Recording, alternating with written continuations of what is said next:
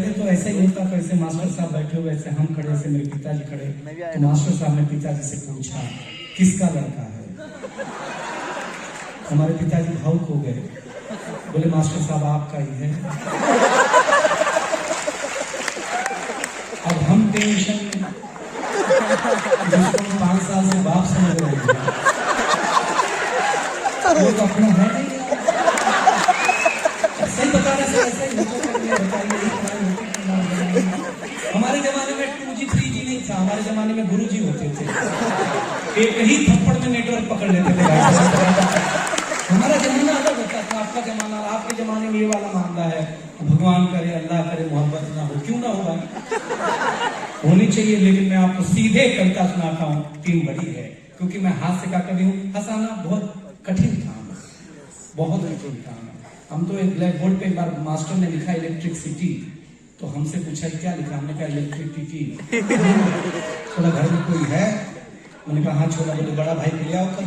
बड़े भाई को बुलाए, तुम्हारे भाई को क्या ट्यूशन देते हो तुम? वो इलेक्ट्रिसिटी को इलेक्ट्रिसिटी पढ़ता है, इलेक्ट्रिसिटी को इलेक्ट्रिसिटी पढ़ता है। तो मेरे भाई ने टीचर को बोला, मैडम अभी बेचारे की कैपेसिटी ही क्या है। तो टीचर अपनी डिग्री चेक करने लगी सर, कि मैं खराब हूँ कि ये खराब है, पूरा और कोई घर में है क्या? बोले पिताजी मिलकर उनको ले आता। बोले आपका एक बेटा इलेक्ट्रिसिटी को इलेक्ट्रिसिटी पढ़ता है, दूसरा कैपेसिटी को कैपेसिटी पढ़ता है, आप बताइए कैसे बाप है?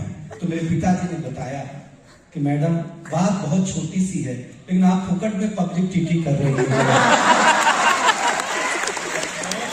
सही बता रहे हैं सर आपको, हमारा दुर्दशा सुनिए। उसके बाद बोला और कोई घर में है क्या? हमने कहा दादाजी। बोले कल उनको लाना छोड़ी टेकते हुए पहुंचे। बोले क्या खानदान है आपका? स्विच खराब है, बोर्ड खराब है, ट्रांसफार्मर खराब है। क्या कर रहे हो आप? बोले प्रॉब्लम क्या? बोले इलेक्ट्रिसिटी को इलेक्ट्रिसिटी पढ़ता है, दूसरा कैपेसिटी को कैपेसिटी पढ़ता है, तुम्हारा खुद का बेटा पब्लिक सिटी को पब्लिसिटी पढ़ता है। मेरे दादाजी ने जो जवाब दिया उस पर आपका आशीर्वाद चाहिए। मैं अपनी पारी 10 मिनट में खत्म करूंगा। मेरे दादाजी ने प्रोफेसर साहब से कहा, साहब ये मूर्ख है, जाहिल है, गवार है, इन मूर्खों ने अभी तक यूनिवर्सिटी का मुंह नहीं देखा।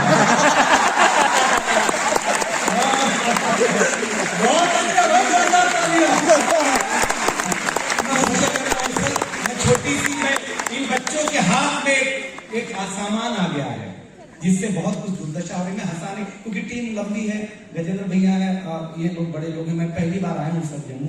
मैं सही बताता हूँ, आपको पा करके बहुत धन्यवाद। वाइस चांसलर साहब, चांसलर साहब, बहुत धन्यवाद आप लोगों को। कितने प्यारे लोग हैं आप लोग। हमको घर, ये जो इज्जत आप दे रहे हो, ये हमें अगर घर मिल गई होती इतना झटमरा नहीं होते, इज्जत के लिए तरसे क्या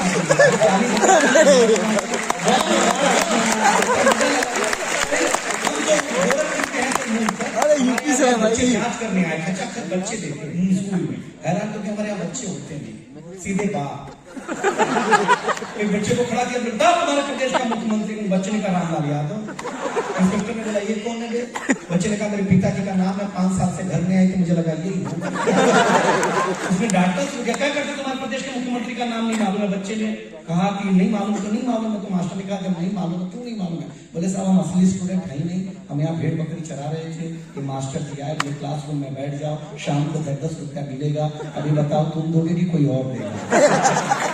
उसने डांटना शुरू किया मास्टर को, क्या करते हो, बच्चे असली नहीं है। मास्टर ने कहा देखो साहब असली तो हम खुद ही नहीं है, असली हमारे चाचा जी मुकदमा लड़ने गए। उन्होंने कहा जाके संभालने के चक्कर में हम पहली बार आए हैं। सर वो इंस्पेक्टर का माथा खराब हो गया, हेडमास्टर की कैबिन में गया, पर माला क्या किस बात की सरकार तनख्वाह देती है? बच्चे असली नहीं, मास्टर असली नहीं है। तो हेडमास्टर साहब ने 10,000 की गड्डी निकाली, इंस्पेक्टर के हाथ पे रखी, बोला देखो साहब असली तो मैं भी नहीं हूँ, असली मेरे बड़े भैया हैं, वो मुकदमा लड़ने गए हैं। उन्होंने कहा कि जाके स्कूल संभाल दे, इंस्पेक्टर आएगा उसके हाथ में 10,000 की कड़कड़ाती नोट रखना, बिना कुछ बोले सारी फाइलों पे साइन करके निकल जाएगा। सर इंस्पेक्टर ने 10,000 रुपया लिया और बोला देखो ये तो मैं था कि जो 10,000 में मांग गया, कहीं असली वाले साहब आते हो। वाली बात करके खाप खड़ा कर लेना, क्योंकि उत्तर प्रदेश था। तो हेडमास्टर ने इंस्पेक्टर से कहा इंस्पेक्टर साहब समझना चाहिए, जिस स्कूल में इतनी सारी चीजें नकली हों वहां मैं नोट असली कैसे?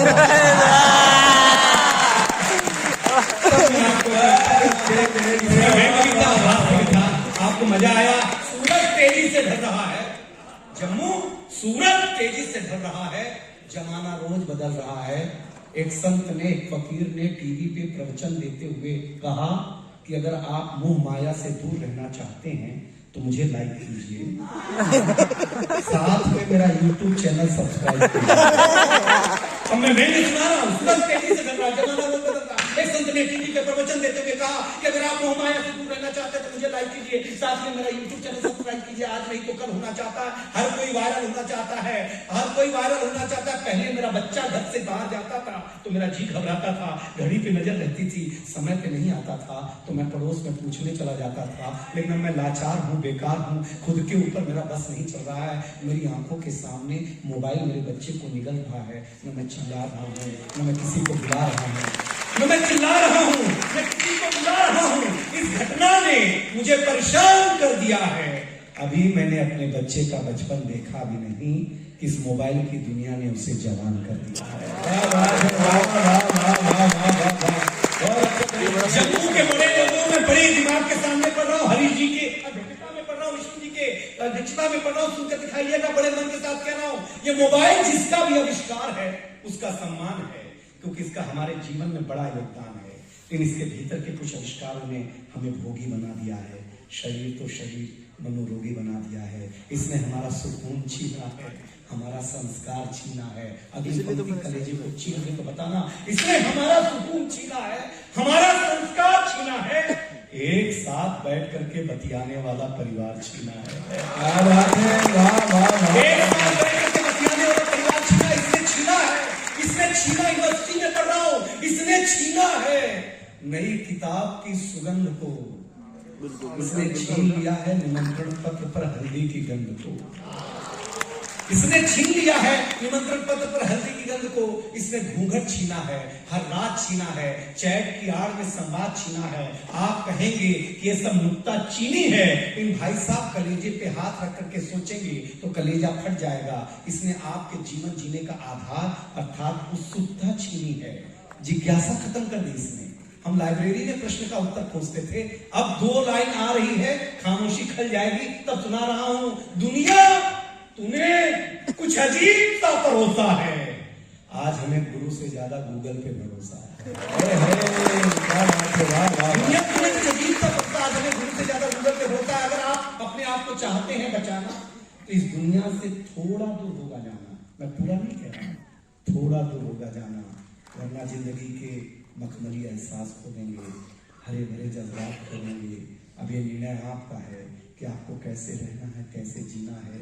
इन घर के आंगन में एक दिन बैठ करके सोचिएगा, इस 4 इंच की चीज ने आपसे क्या क्या छीना है। निवेदन इतना सा है कि अपने हौसले को, अंतिम 2 पंक्तियां मेरी जगह, अपने हौसले को बुलंद करना सीखिए। मोबाइल चलाना तो सीख लिया है, थोड़ी देर बंद करना सीखिए।